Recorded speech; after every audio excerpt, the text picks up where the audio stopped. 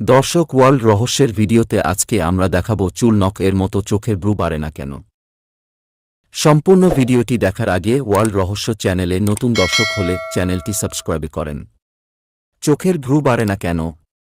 একবার ভেবে দেখুন, চোখের ভ্রু মাথার চুল বা মুখের দাড়ি গোফের মতো বাড়ছে। তাহলে কি হতো?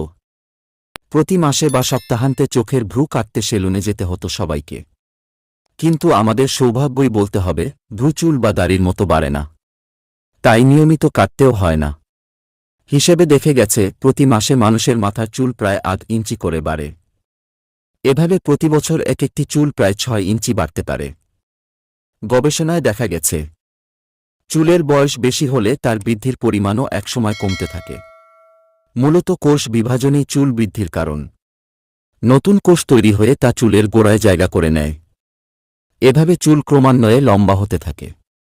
সুস্থ মানুষের মাথায় গড়ে ১০ লাখ চুল থাকে। প্রতি ১ থেকে ৬ বছর পর এসব চুল মাথা থেকে ঝরে যায়। এজন্য স্বাভাবিকভাবে প্রতিদিন মানুষের মাথা থেকে গড়ে ৪০ থেকে ৫০টি চুল ঝরে পড়ে।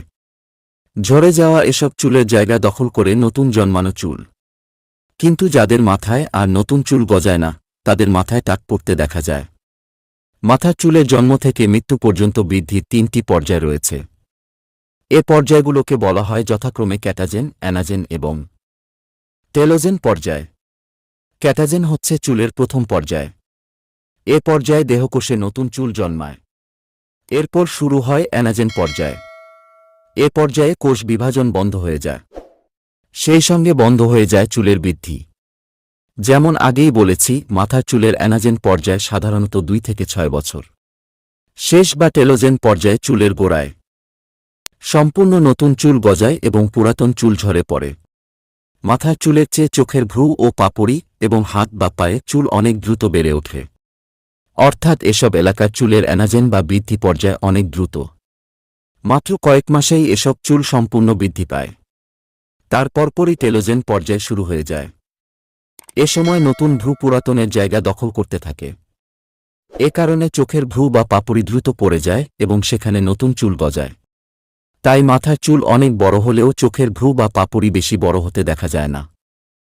ভিডিওটি ভালো লাগলে ওয়ার্ল্ড রহস্য চ্যানেলটি সাবস্ক্রাইব করেন।